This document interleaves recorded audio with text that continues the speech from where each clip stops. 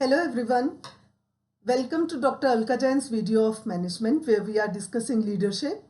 In the previous video, we have discussed what do we mean by leadership. That means we have tried to understand the definition of leadership.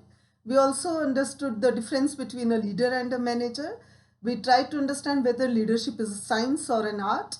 And we also saw what a manager should do so that he can act as a leader also for the organization. And today we will discuss leadership theories. Broadly in this video, we will discuss 7 theories of leadership.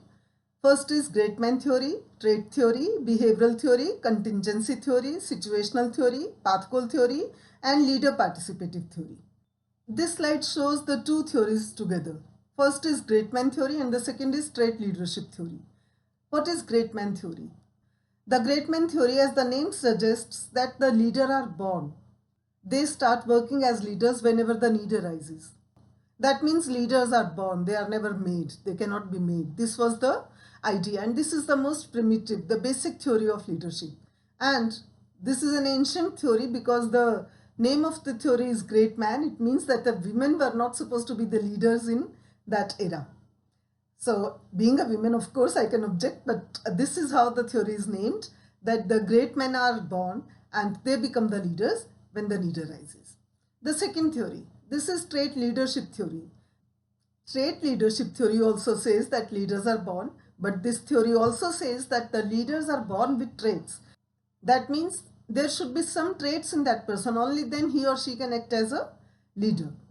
In the trait leadership theory, the person should have the desire to lead. He also should have the ambition as well as the energy to lead. And this leader also should be honest, integrity should be there, and he should also have self-confidence. The leader should be intelligent and he or she should also have job relevant knowledge.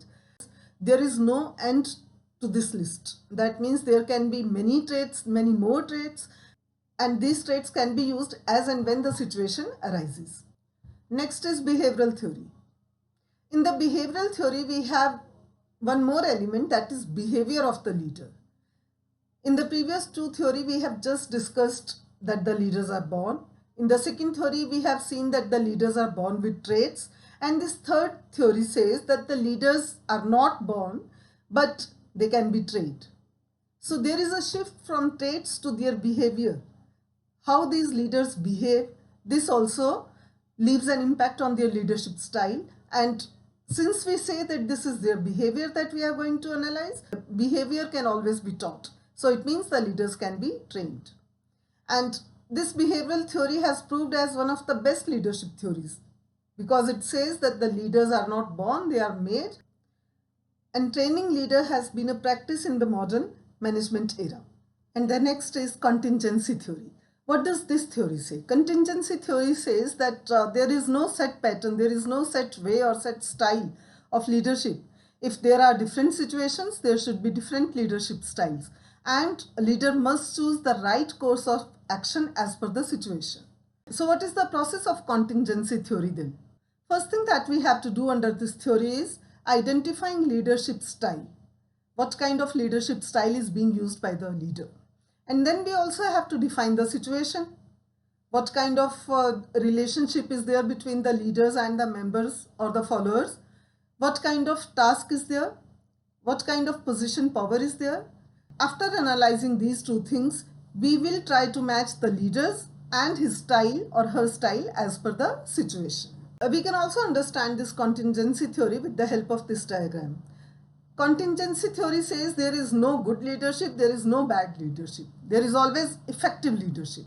We have a context before this particular effective leadership. That means there is a situation given and a specific behavior is to be used by the leader. This is what contingency theory says. Next is situational leadership theory. This theory also says somehow a similar thing. Different situations demand different styles of leadership and decision making. Leaders must act by judging the situation. This is what situational leadership theory says. In this situational leadership theory, when the leader is trying to influence the follower for a particular change that has to be brought so that the objectives can be met, and he sees that the follower is neither able to do what he wants him to do, nor is he willing to do. If it is so, then he has to give him clear-cut directions. That means directive leadership. Second situation can be when the follower is not able to do, that means he doesn't know or he does not have the skill, but he is willing to do. Then of course this becomes the leader's responsibility. Either train him, or high task orientation is required, and at the same time high relationship orientation is required, so that the will also is at the peak and the ability also comes. Third situation can be able and unwilling. If your follower is able to do something but is not willing to do, then you just need to make him participate in the decision making, so that he feels that he is being supported and he feels like working for the objective achievement. The follower is able also and the follower is willing also at the same time. Here the leader doesn't need to do much, but of course he has to keep an eye on the status of the follower, so that this beautiful situation does not change into any of the previous three. Next is path goal theory. This theory says it's the leader's job to provide followers with the information, support and other resources which are required to achieve the goals. This means effective leaders clarify followers' paths to their work goals and make the journey easier by reducing roadblocks. So we see that this theory has three tasks for the leader. First is to set the goal, to show the followers that this is the goal that we are supposed to achieve. Second is to show the path, how to achieve this goal. And third is, if there is any roadblock on that path, then either remove it or at least try to reduce the roadblocks on the road. He or she is also supposed to provide them with the resources which are required to achieve the goal. Next is leader participation theory. This theory provides a set of rules to determine the form and amount of participative decision making. That means the followers also start participating in the decision making in different situations. That means the leader is not the only active member in this theory, but the followers are also playing the role of decision making. So these were the theories which we have discussed in the lecture today. In the next lecture, we will discuss leadership styles. Happy learning till then. Bye bye.